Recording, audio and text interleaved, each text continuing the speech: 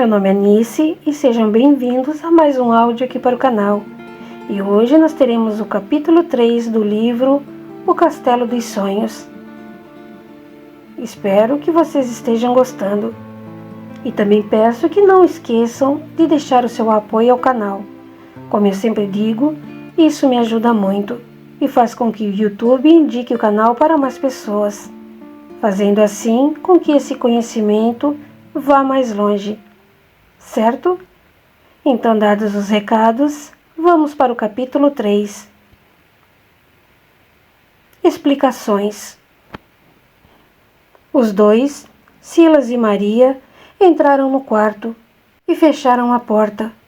Isaías, pois fora ele que retornara, sentou-se no leito. Maria o ajudou arrumando os travesseiros para acomodá-lo.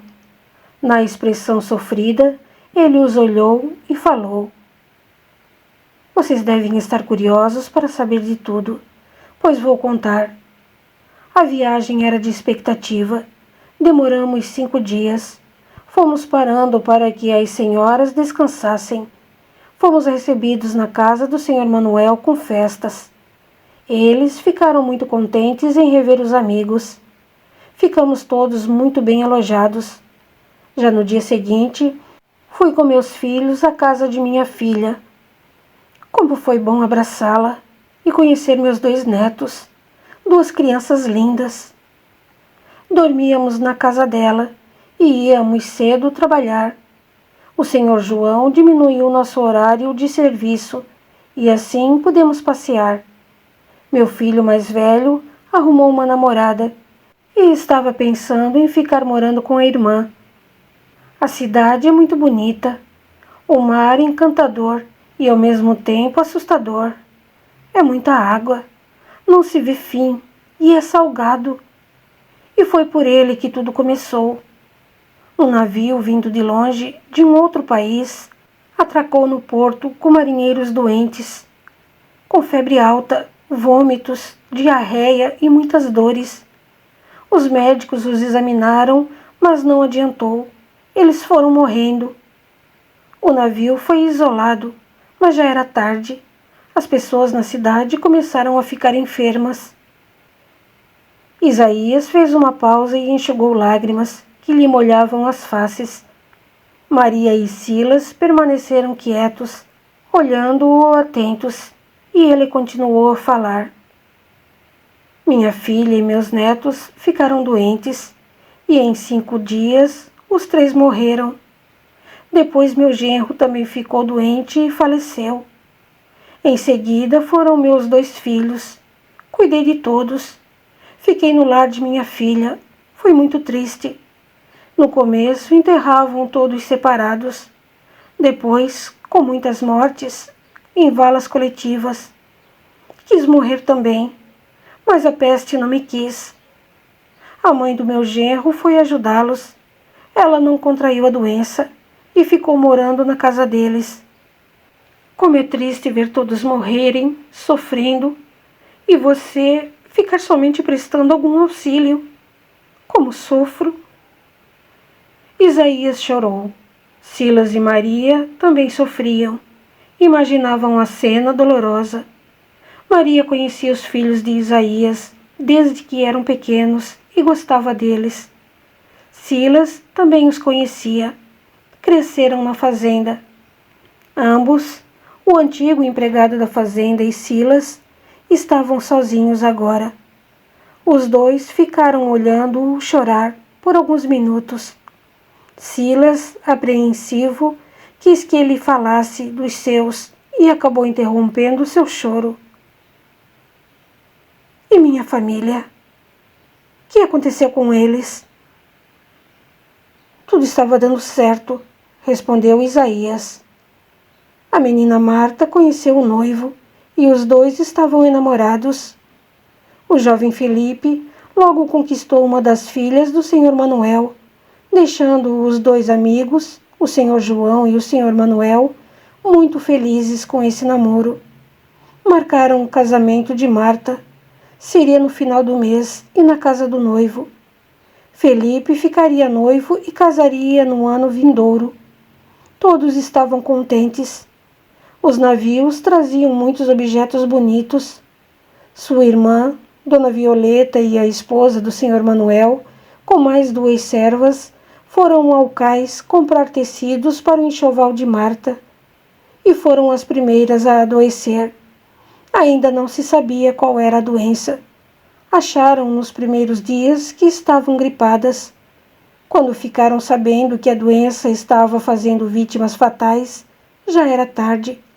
A maioria na casa estava enferma. Foram meus filhos que contaminaram o lar de minha filha. O Sr. Manuel, a esposa e 3 filhas, inclusive a noiva de Felipe, faleceram. O noivo de Marta, quando a viu doente, foi embora para sua fazenda. Isaías fez novamente outra pausa, ficando por instantes pensativo. Era tudo muito doloroso.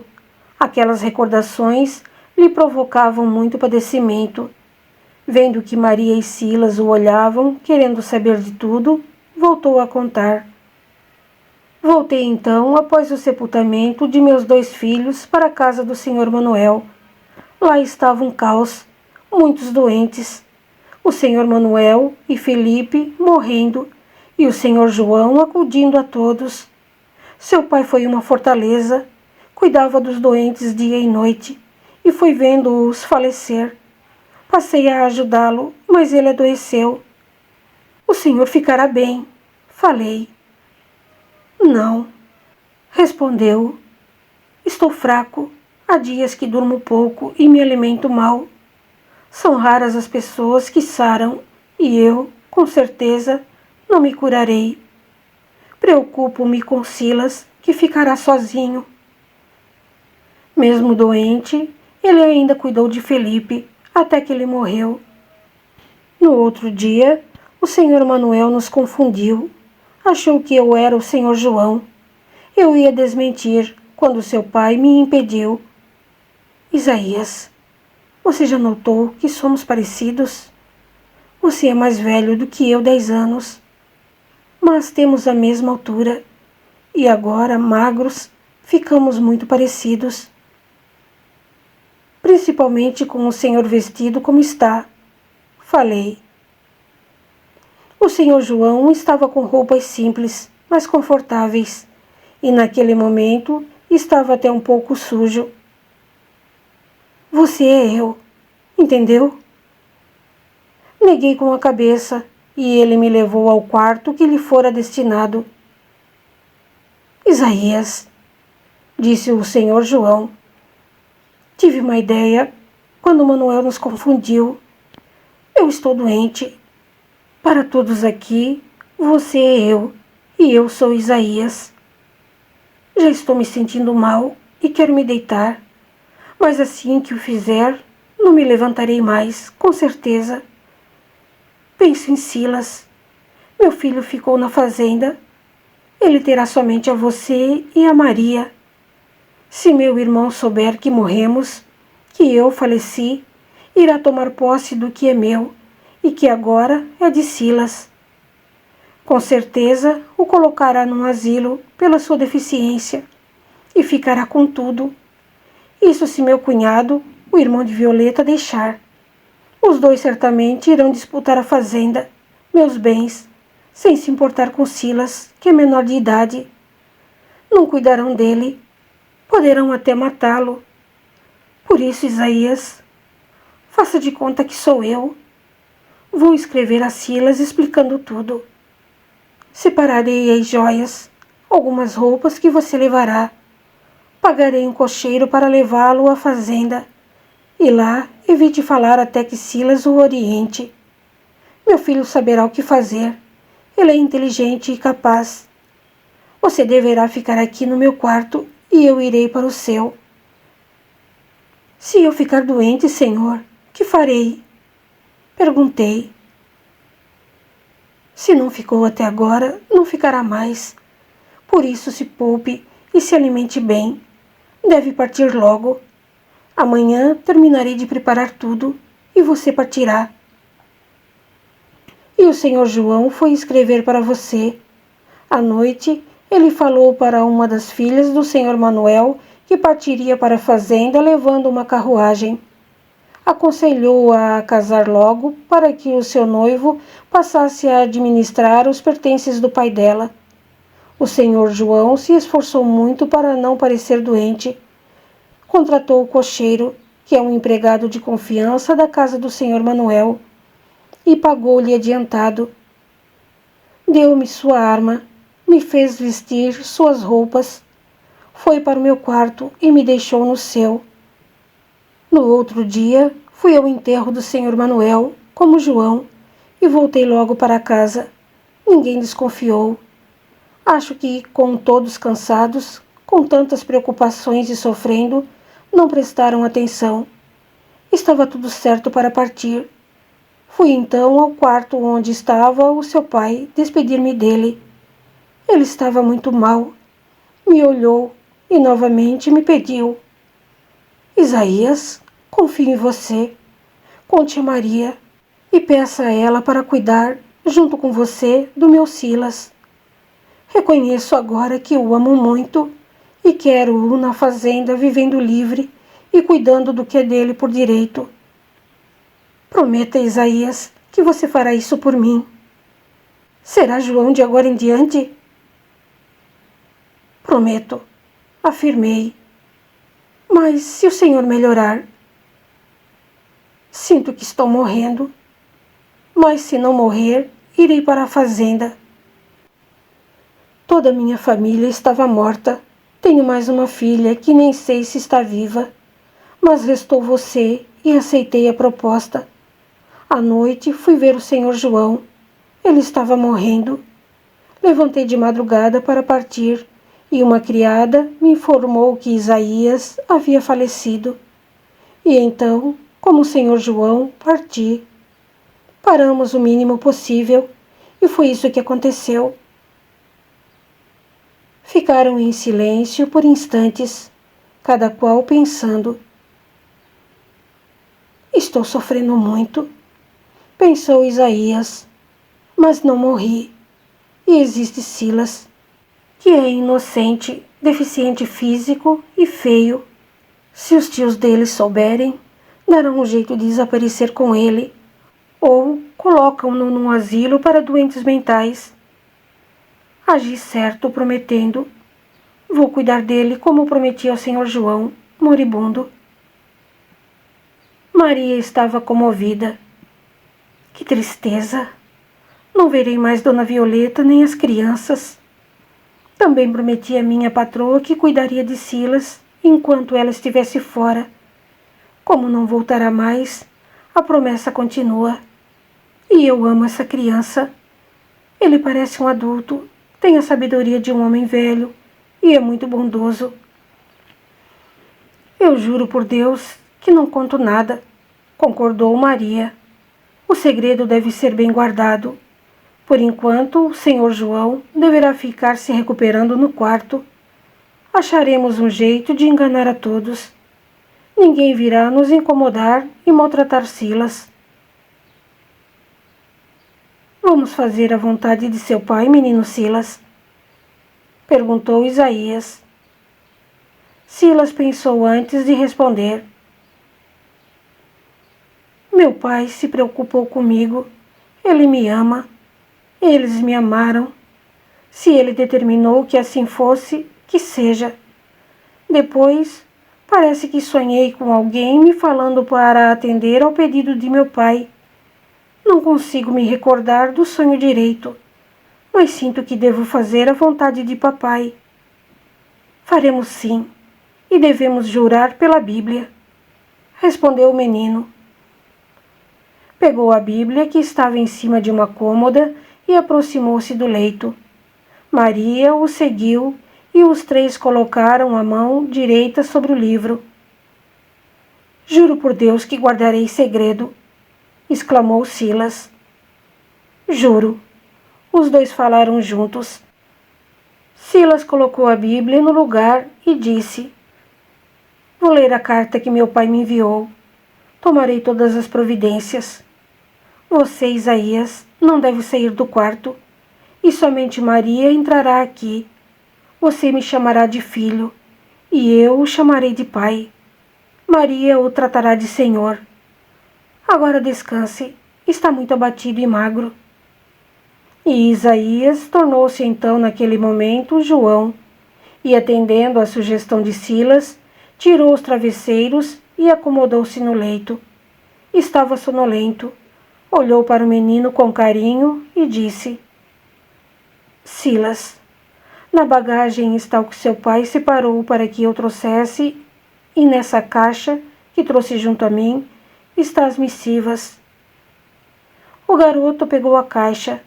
Maria fechou a janela e os dois saíram. Trancaram a porta. No corredor, Silas pediu: Maria, conte aos empregados sobre a viagem, o noivado que Isaías viu a filha e os netos, sobre a doença e que somente meu pai sobreviveu e retornou. É melhor que todos saibam para evitar que a curiosidade os faça especular. Vou ler a carta de meu pai. Maria foi para a cozinha e contou a mesma história por 3 vezes, e logo todos da fazenda tomaram conhecimento do acontecido. Silas foi para o seu quarto, trancou a porta e abriu a caixa. Nela estava a caneta de seu pai, o tinteiro com tinta e 2 cartas, uma endereçada ao tio, irmão de seu pai, e a outra a ele. Leu emocionado as vontades de seu genitor, registradas na carta. Que Deus o abençoe, filho meu. Silas, Isaías retorna como João, e assim deve ser até você se tornar adulto. Você, porém, é que cuidará de tudo. Tenho certeza de que conseguirá. Deve, assim que ler essa carta, tomar as providências que enumero. Primeiro, manter segredo. Peça para Maria jurar. Segundo, leia a carta que escrevi a meu irmão e coloque a data. Escreva imitando a minha letra a seu outro tio, o irmão de sua mãe. Copie a que escrevi ao seu tio. Terceiro, escreva como se fosse eu ao padre, a meus amigos da cidade e vizinhos, informando-os do falecimento de Violeta, minha esposa, e dos 4 filhos, que estou convalescendo e que por enquanto não poderei recebê-los. Isaías deve, assim que chegar, ficar no meu quarto e usar minhas roupas. Peça a Maria para cortar o cabelo dele. O padre irá com certeza visitá-los.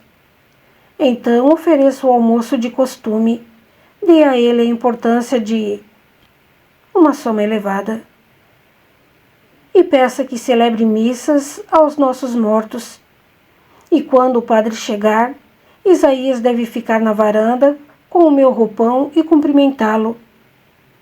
Quarto, nas cartas, escreva que estou abatido, muito triste, que a doença deixou algumas sequelas.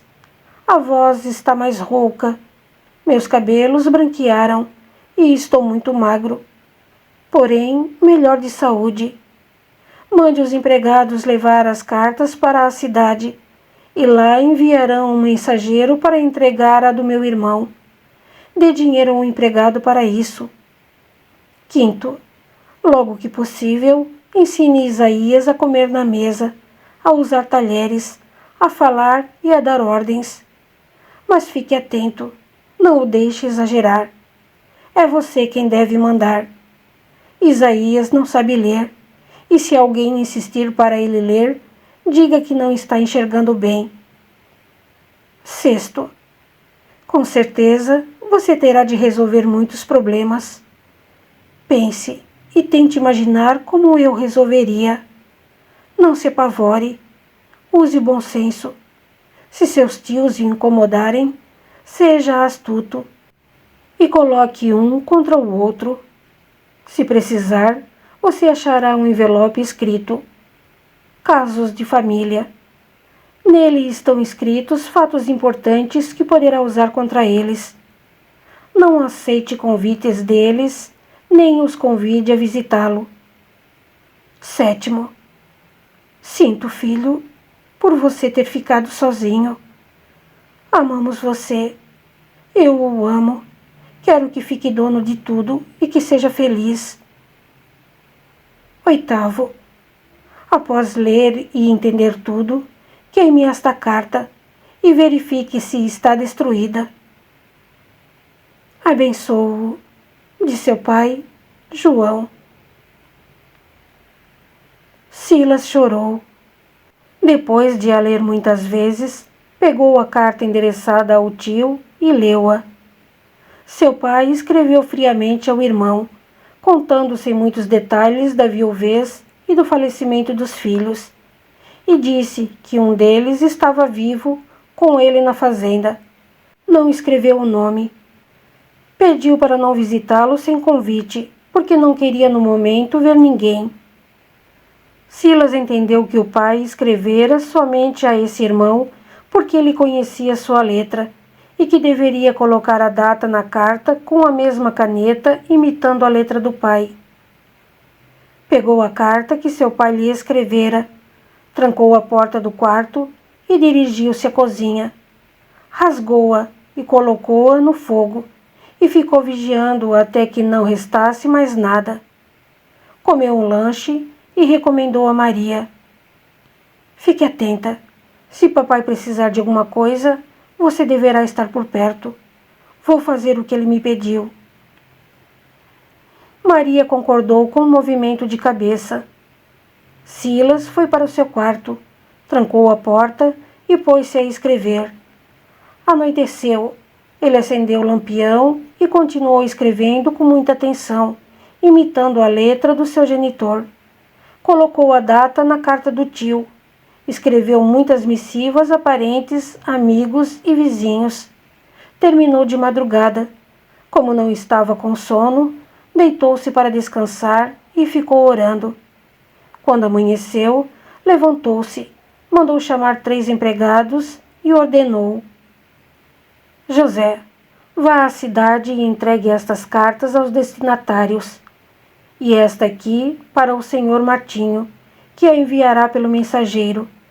Aqui está o dinheiro que o senhor Martinho cobra. E você, Mateus, deve se preparar. Escolha um bom cavalo e vá à fazenda do meu tio, irmão de minha mãe, levar a ele esta carta. Você já foi lá outras vezes e conhece o caminho. Aqui está o dinheiro para a viagem. Deve ficar hospedado na cidade próxima à fazenda do meu tio. Não aceite se ele lhe oferecer hospedagem. Entregue a carta e pergunte se tem resposta.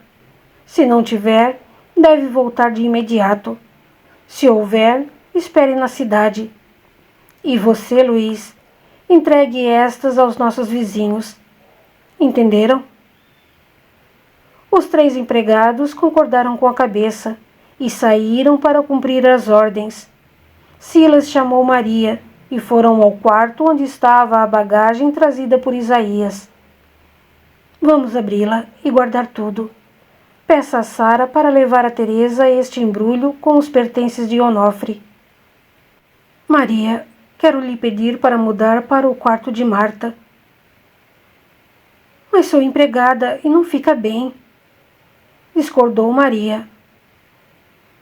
Para todos, você está atendendo a um pedido de meu pai e será temporário. O quarto, porém, deverá ser seu. Você deve ficar por perto, me dando segurança, e também para vigiar meu pai. Entendeu? Vou levar minhas roupas hoje mesmo. Silas, quero lhe dizer que estarei sempre a seu lado e farei tudo o que me for possível para ajudá-lo. Obrigado. Abriram os baús e os sacos de viagem. O pai de Silas não lhe mandou muita coisa, apenas algumas roupas, as dele e algumas de sua mãe e irmãos. E entre as peças de tecido estavam as joias e uma quantia de dinheiro. Maria, falou Silas, vou guardar o dinheiro e as joias. As roupas de papai leve para o quarto dele. As outras coloque no armário do quarto de Felipe. E leve também para lá as minhas. Vou mudar de quarto. O aposento de Felipe é mais espaçoso e perto do quarto de papai. E o que vamos fazer com os objetos que estão nos outros quartos? Perguntou Maria. Por enquanto, vamos deixá-los onde estão. Objetos materiais são para serem usados, como dizia mamãe. Com certeza eles terão serventia. Maria foi chamar as 2 empregadas para ajudá-la. Silas olhou para aqueles objetos e sentiu uma dor profunda. Seria melhor, meu Deus, que o Senhor me levasse. Ficaria junto deles. Seria feliz novamente. Nunca reclamei por ter me criado feio e deficiente, mas agora não o entendo. Por que me deixou sozinho? Sentiu a resposta no seu íntimo. Para consolar outros que estão sozinhos também. Pegou a caixa com as joias e o dinheiro e foi para o escritório de seu pai, localizado ao lado da sala de refeições. Entrou e fechou a porta. Tirou um quadro da parede e ali estava um cofre. Abriu-o e colocou o dinheiro. Tenho bastante, mas a fazenda deverá continuar dando lucro, exclamou baixinho. Fechou o cofre, continuou com a caixa na mão, saiu do escritório e foi para o outro cômodo, a sala íntima de sua mãe, onde ela bordava e fazia sua leitura. Trancou a porta e verificou se a janela estava fechada. Tirou com cuidado uma poltrona do lugar, soltou 2 tábuas do piso e abriu um alçapão. Ali havia outro cofre.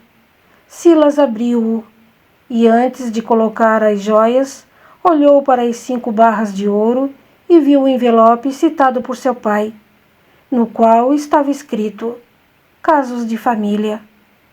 Colocou a caixa, pôs tudo no lugar, sentou-se na poltrona e pensou. Mamãe gostava muito de sentar aqui. Era esta sua poltrona favorita. Nem ela sabia desse esconderijo. Não estranhei quando o papai me mostrou e me ensinou a abrir os 2 cofres. Agora estou entendendo. Acho que ele, sem entender bem o porquê, sentiu necessidade, vontade de me mostrar e ensinar-me a abri-los. Usarei essa fortuna para algo bom, papai.